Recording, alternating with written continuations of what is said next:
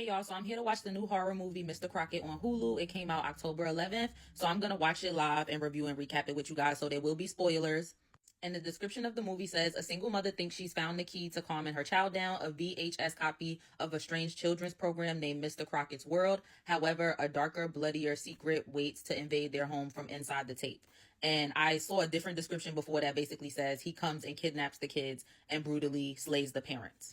This movie also originates from a short that Hulu did in 2022. They have a show called Bite Size Halloween, which is just a bunch of different little like 5 to 10 minute scary shorts. And in 2022, they did the 6-minute Mr. Crocket short. So I guess they made the movie full length from this. So we see the movie start off with a black family. The little boy is watching the Mr. Crocket tape. He's very infatuated with it. And his mom is telling him that it's time to come eat dinner. When he goes to sit down and eat, his dad is basically trying to force him to eat his vegetables and like forcing the food in his mouth. And the mom is like telling him to stop and that he's doing too much. She ends up getting upset with the dad and going into the bedroom. But from the beginning, we can see that when the dad is yelling at the son and forcing him to eat the food, that Mr. Crocket is in the TV, moving his head, looking at them like, what the hell are you doing to that boy? Next thing you know, Mr. Crocket comes out of the TV, comes into their house, and the son is all excited like, oh my God, it's Mr. Crocket. And the father is like, who the fuck are you?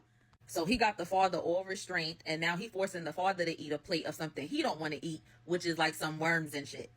So it seems like the motive of him coming out of the TV is going to be to attack parents who he feels like are abusing their children or being a little too rough with their children. So he actually might not come off as a villain to us as the viewers. And being that the father is refusing to eat the food, Mr. Crocket ends up just slicing his stomach open. So he is brutally slayed. Now the mom is hearing all of this upstairs, but she don't know exactly what's going on. And after he slices the stomach open, he proceeds to stuff all of the food, including the plates, into the man's stomach, as well as a hot iron. And this little boy is so infatuated and possessed by Mr. Crocket that he's laughing and smiling while all of this is happening to his stepfather. And he's just eating some cotton candy that Mr. Crocket told him is his dessert because he ate all his veggies. So we see the mom come out and she sees what's going on and she screams, and then it cuts off there. So the beginning intro part was like a little short for us to just get introduced to the whole concept of the movie. Okay, so now the movie actually starts. So we have a different black family, a mother and a son, and they're attending the father and husband's funeral. So he's passed away. The son doesn't really seem to be too affected by it. Like he's on his Game Boy or like his little video game console the whole time that they're there. So I don't know if it's because he's kind of young. And right outside of their home, we see a missing child poster for a child named Darren.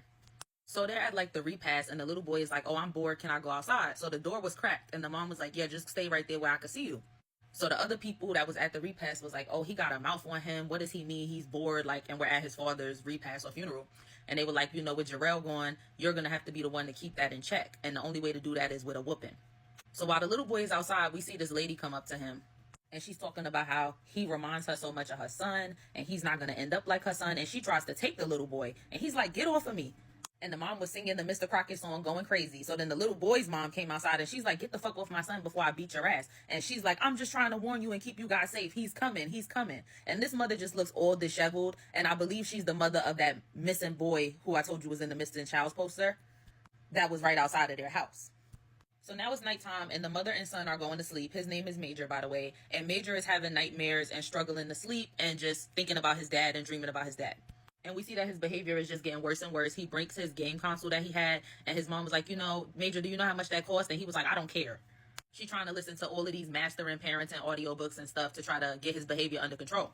So she was sitting there trying to listen to the audiobook. And then the audiobook said, instead of spanking your child, let your child spank you in a value of demonstration or some shit like that. And she cut that shit right off. Because what? That's the end. So then magically out of nowhere, this mailbox pops up outside of her door and it has all of these children's VHS tapes in it. And of course, they're Mr. Crocket tapes. And the mom, whose name is Summer. So Summer and Major, that's the mom and son. So Summer takes the VHS tape into the house. So Major puts the tape in and he immediately sits on the couch, calms down, and his eyes are glued to the screen. Just like the first boy that we saw who was very infatuated with Mr. Crocket. And he's just listening to the song, a friend like you is a friend like me. A friend like us is a friend like we. So I think the way this movie is going to go is we're going to see multiple different families, but the central characters or the central family that we're going to focus on is Summer and Major. So now we cut to a little white girl and she was watching Mr. Crocket. It cut off on her. So she was upset and she went to go to her dad, I guess, to try to get help with the TV. Now you can tell that he's a drunk. There's bottles laying all over the place and he's just sleeping on the couch looking disheveled. He also has a needle in his arm, so he's more than a drunk. So she poured a little bit of water on his head to try to wake him up. And he was like, I told you to stay in your room. And she was like, my TV's broken. You got to come fix it. So he tells her the TV's dead. There's nothing he could do about it. He'll get a new one soon. And she was like, but I was watching Mr. Crocket. And he screams at her like, I don't care. You can go one night without the TV, blah, blah, blah. And he basically yelled at the little girl and told her to stay in her room until he comes and lets her out. So she's in there shaking and crying and singing the Mr. Crocket song to just comfort herself. So then all the lights go out in her room and the TV comes back on, but it's just a blank like blue screen. And she's hearing like knocks coming from within the TV screen. Then it cuts back to the room that her father was in with all the bottles and the needles. And Mr. Crocket is sitting in his chair and starts talking to him. And he's like, who the hell are you? So he pulls out a piece and points it at him and is like, yo, I need you to get out of my house. So he tries to shoot it and bubbles come out because Mr. Crocket got the power over him. So he like, oh, this is my house now. So he basically paralyzed the dad and then made him turn the piece onto himself. So he takes the dad out and then kidnaps the little white girl, Carrie. So we see the lady who tried to take Major again, and she's seeing everything that's going on. Like, she's seeing Mr. Crocket kidnap all these kids somehow through a TV. So like I said, her son is one of the kids who got kidnapped as well. So we're back to Summer and Major. So Summer sees that the TV is kind of distorting a little bit. So she kind of got a little creeped out by the Mr. Crocket tapes. And she turned it off. And she was like, you know, you just need to take a break. You've been watching it all the time. You should go outside. You should play football because the son used to love football and play football with his dad. And he was refusing. And then he started trying to take the tape from his mom. Then Major starts picking up the pictures of his dad and the trophies that were like his or his dad's and throwing them on the ground and breaking them. And she's like, what the hell is wrong with you? I bust my ass every day looking out for you. And like, she's been trying to not like put her hands on him or discipline him roughly, especially because he just lost his dad. But she's clearly like, she's at her breaking point. She don't know what else to do. So she was like, I'm done. I've had it with your shit. This is how you want to be. You don't want to be on my team. Fuck it. I've quit being your mother. I'm done being your mother. So then he started trying to start crying. And she was like, don't start crying. Like, you just pulled all that bullshit. Now you want to break down and cry. Go to your room. Stop looking at me like that and go to your room. Like, done with your shit. Him, and this is a black household, so let's be for real. He's getting off easy. Randomly in the middle of the night, Summer hears the TV come on in the living room. Mr. Crocket is playing. She goes in, cuts it off, and then as she goes to walk away, the TV comes back on and it starts playing again. So she's like, what the hell? Then it gets to the point where she can't cut the TV off at all, and the volume just keeps increasing and increasing and increasing. So Summer ends up doing exactly what I saw the mom do in the bite-sized Halloween short that I told you guys about that they put out in 2022, which is that she ended up just breaking the TV and throwing the TV onto the floor. So now the floor, this is one of those old TVs like with the big back. So the back is up and the screen is face down. And she sees a bloody Mr. Crocket exiting the TV. She goes to get a bat. He throws the bat right out of her hand. And then he has this magic marker and he's like drawing a door. And he goes into Major's room and kidnaps him through that door that he drew. So Summer was trying to bang down the door with her bat, and she ended up seeing Major leave with Mr. Crocket. So the police don't care. They're just assuming that Summer is like a junkie or something. They're like, she's talking about people who were walking through walls and stuff because she was telling them what happened with Mr. Crocket. So they're like, oh, he's probably a runaway. He did good leaving her. He's smart, da da da. So they're clearly not going to look for him, and they're not looking at this like a kidnapping because they feel like the story that Summer told them doesn't make sense. So we see Major getting welcomed into Mr. Crockett's world with all of the other kids that have been kidnapped. Some of the kids that we've seen get kidnapped earlier in the movie. And Mr. Crockett's just like, you're here now. This is your new life and your new friends and your new family. No bad grown-ups. Nobody's going to hurt you type thing. So now we see Summer putting up missing posters of Major. So Summer walks up to this crime scene and she sees this neighbor of hers who she doesn't really know, but she clearly lives in the neighborhood. And she asks her what's going on. And the lady was like, yeah, you know, this is like a dope fiend house. And they're trying to say that someone offed themselves in here, but I know that something else is going on. What kind of person comes in this house and doesn't take anything, and the only thing that they have is a busted TV screen? So that sparked something in Summer's mind because she's like, you know, with her situation, Mr. Crocket came through the TV screen and obviously nothing else in her house was taken or touched. So now she feels like he's taking more kids because the neighbor had also mentioned how there was a child missing from this house. So this film is set in the 90s, by the way. So we see Summer at the library doing some research about abducted children in the area, and she ends up coming across this article from 1979 that says that Mr. Crocket, a children's TV show host, was shot by the police and is dead. She also sees this story about this little boy named Anthony Williams who was returned safely to his home. So then all of a sudden she hears the Mr. Crocket song playing in this room with the open door in the library. So she goes in there and there's a bunch of TVs in this room. So when she goes in there, the song stops playing and he starts looking directly at her through the TV and starts talking to her and tells her, stop looking for us, Summer. Like, Major's not coming back. Then he like grabs her shirt through the TV but lets her go. So she goes running out of the library and she bumps into this guy named Eddie. And he basically tells her that he saw the flyers of her little boy. His child is missing as well. And he was like, I know about Mr. Crocket. So while Summer is talking to Eddie, she realizes the same thing I realized a few minutes ago, which is that when Rhonda came and tried to take Major, she was singing the Mr. Crockett song, and that was before Summer even got the VHS tape, which is why I was like, oh, I don't think she's crazy, or I don't think she was trying to kidnap Major. I think she was trying to warn the mom about Mr. Crockett. So now Eddie and Summer are trying to locate her. So Summer is getting haunted, like having nightmares and seeing her husband, Jarrell, who passed away, come to her and tell her that it's her fault, that Major is gone and he's never coming back. And it's basically like Mr. Crockett is speaking through her ex-husband or her husband who passed away. Then right as she wakes up from this nightmare, she gets a knock on the door. So she's going to the door with a bat. So she realizes that it's Eddie. He's coming to her to let her know that he's located Rhonda. So Summer's getting dressed and they're going to go find Rhonda. So they find Rhonda. She's super paranoid, yoke Summer up, ready to slice her neck. But Eddie had a piece and he pulled it on her and was like, let her go. So then she tells her, like, look at me. Like, you don't remember me? We met before. You tried to warn me about Mr. Crockett. I didn't listen, but I'm here now to listen. And she was like, oh, like Major. He lost his dad. So, like, she remembers now. She has this, like, layer of a bunch of different TV screens and electronic devices that she's using to see everything. So Rhonda goes into this trance and she's basically able to connect into Mr. Crockett's world and mind and see exactly what's going on with him, exactly what he's seeing, and kind of understand the motives of why he's doing what he's doing and when he's going to act and where. And basically, whenever he sees a child getting treated any type of way that he feels isn't right, it triggers an old bad memory in him. And like the trauma makes him strike after that. So we see that he has this uncontrollable anger and this low self-esteem. So while they're sitting there looking at the screens, they see a child Flash who's like getting into it with her parents. And we also see like the cross street signs of where she lives. So Eddie helps Rhonda come out of the trance and they're like, okay, so we got the address. We know where to find him. Let's go stop him from getting this child. So then when they get to the location, Rhonda starts talking stupid, talking about, oh, do you ever wonder if our kids are better off with Crocket? He only comes when you've hurt them. What did you do to drive your boy away? Like, girl, what? You've been trying to take her son from the beginning of the movie. Now you're talking about maybe our kids are better off with him. Don't piss me off. I don't know if she's on drugs or if she's just homeless and a little bit mentally unstable, but she's pissing me the fuck off now. But they convince her that her son needs her and they go into the house. So they seeing a bunch of dead bodies around the house and they hear Mr. Crocket with the little girl, like telling her everybody's going to be there. We're going to have so much fun, like luring her into his world. So the little girl runs off into his portal that he created and then he hears some footsteps in the house and he realizes that somebody's in the house. So Rhonda runs up behind him and hits him with like this wooden chair. Summer and Eddie go running down the steps towards his portal and then they see Rhonda at the top of the steps and Mr. Crocket yanks Rhonda up and slices her neck and it looks like she's done.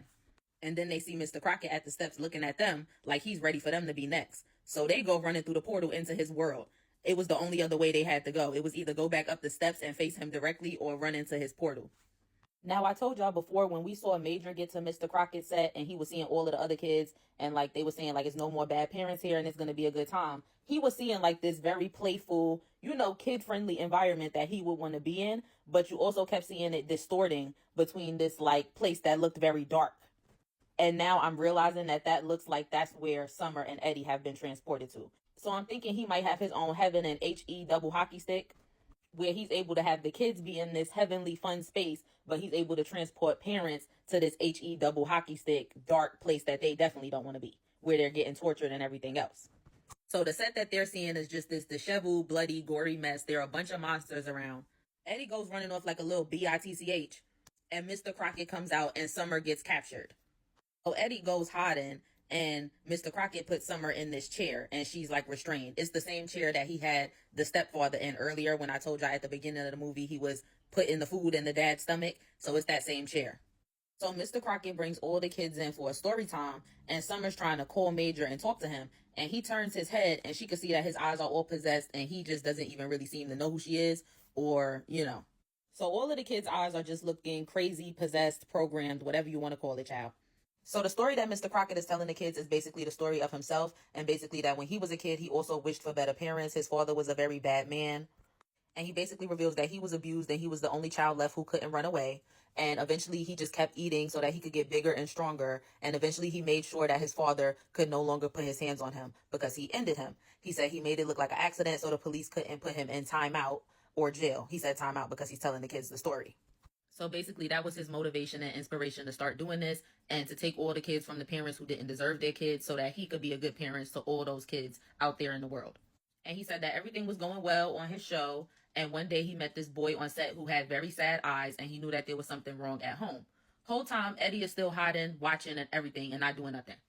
So he said he offered the boy Anthony a place to stay, but no one really understood. Now, remember when I told y'all earlier that Summer was doing research in the library and she came across the story from 1979 that said Mr. Crocket got taken out by the police, and it was because he had attempted to kidnap a kid named Anthony Williams, and Anthony Williams was then returned safely to his home. So that aligns with this story that he's telling the kids right now. So 2 police came in. Mr. Crocket sliced both of them up. So little Anthony is horrified and he goes running, and then another police officer comes in and shoots Mr. Crocket dead. So little Anthony witnessed all of this. Poor boy. He says that wasn't the end of his story. He made a deal to send bad parents to HE double hockey stick in exchange for a world of his own. So Summer's like, Eddie, do something. I'm tied up. Get the kid. Save your daughter. So Eddie comes out and reveals that he's the little boy Anthony, and that Mr. Crocket had rescued him from a bad home and he wanted to stay with him forever, and that Mr. Crocket had got killed by the cops trying to protect him in his mind. And he was like, I've been trying to come home to Mr. Crocket since I was 9 years old, and thanks to you, I've made it. So Eddie is now pointing a piece at Summer and telling her he's about to end her because she's not going to ruin his dream to be back with Mr. Crocket. And then Mr. Crocket is like, Anthony. So just Mr. Crocket calling his name calms him down. He puts the piece down and turns around to hear what Mr. Crocket has to say. So he goes and tries to hug Mr. Crocket, and Mr. Crocket rejects him. And he's like, you're not Anthony. Anthony is an innocent young boy. So because Anthony went back to the real world and grew up and became an adult, Mr. Crocket has no interest in him. So I'm assuming that the little kids who are in his world remain children forever. So Mr. Crocket snaps on him, tells him he doesn't belong here. He's an old, bitter, insane man who has done nothing with his life. And he's like, I do belong here. And they're going back and forth. And Mr. Crocket is like, you're not coming in here. So Anthony, a.k.a. Eddie, ends up getting taken out by one of the monsters. So you're so dumb because you did all of that to get back to him for him to reject you and end you. You should have stayed rescued like you was, child. You were saved.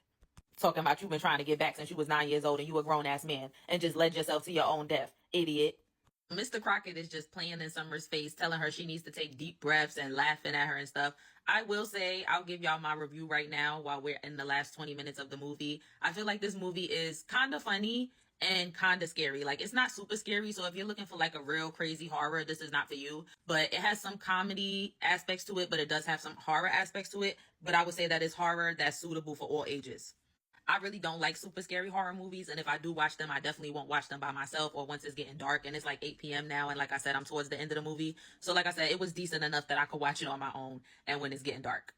So Mr. Crocket brings Major to Summer, and he's like, watch, try to take him. Try to see if that's what he wants. Because he knows that he has Major so possessed that he's not going to go with Summer. So for just a second, Major does snap out of it, and his eyes turn back to normal, and he's like, Mommy, and they hug and everything. So Mr. Crocket is able to persuade Major into coming back over to his side because he's like, don't you remember? She said she quit being your mom. Don't you want to be with me, the person who would never say that they're going to quit being your father? So then Major went up to Summer and he was like, I'm sorry, Mommy. And you could see his eyes turn back to the crazy possessed BS. So Mr. Crocket is like, okay, Summer, we're going to play a game of hide and seek. And tells the kids whoever lands the death blow on Summer gets endless ice cream and something else, child. So the lights go off and Summer is just running through the set blindly in the dark, being chased by not only Mr. Crocket, but now all of the kids that he instructed to get her. Somehow Summer got a flashlight. I don't know where that came from. So Summer started getting attacked by one of the monsters on the set, and she ended up taking the monster out. Stomped them right out. But then she bumps right into Mr. Crocket, and he's like, found you, because remember, they were playing hide and seek.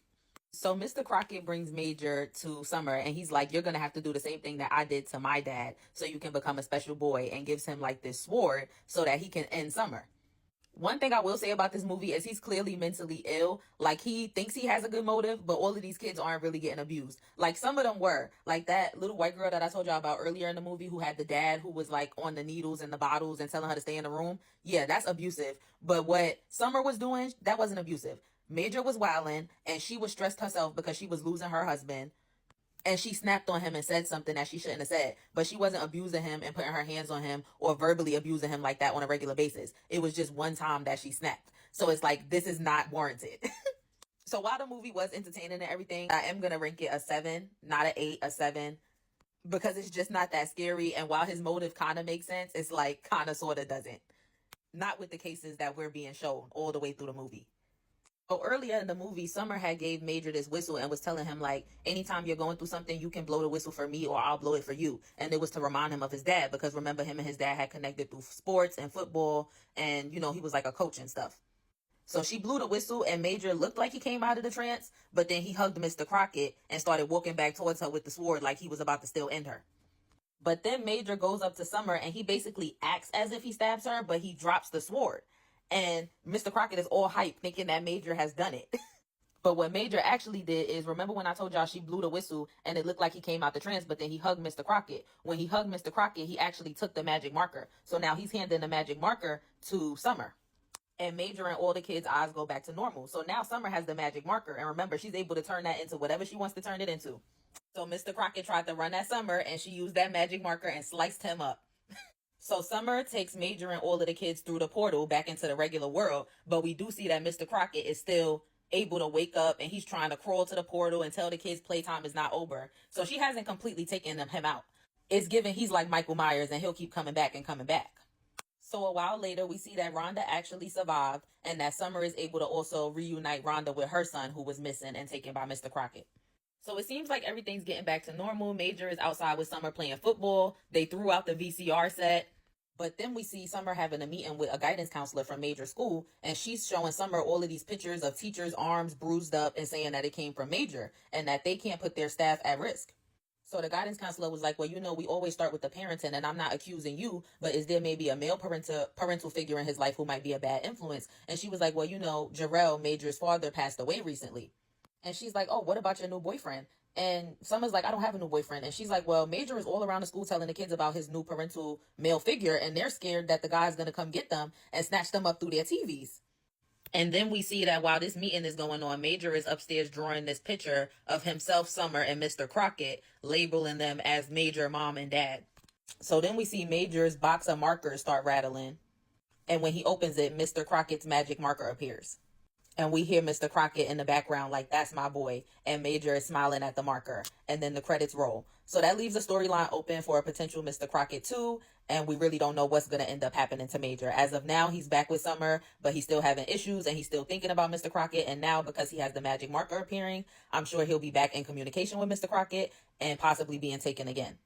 So like I said, this was a cool movie, definitely cool for the Halloween season. And like I said, definitely something that I feel like is like a family Halloween horror watch. So I'll see y'all later. Bye.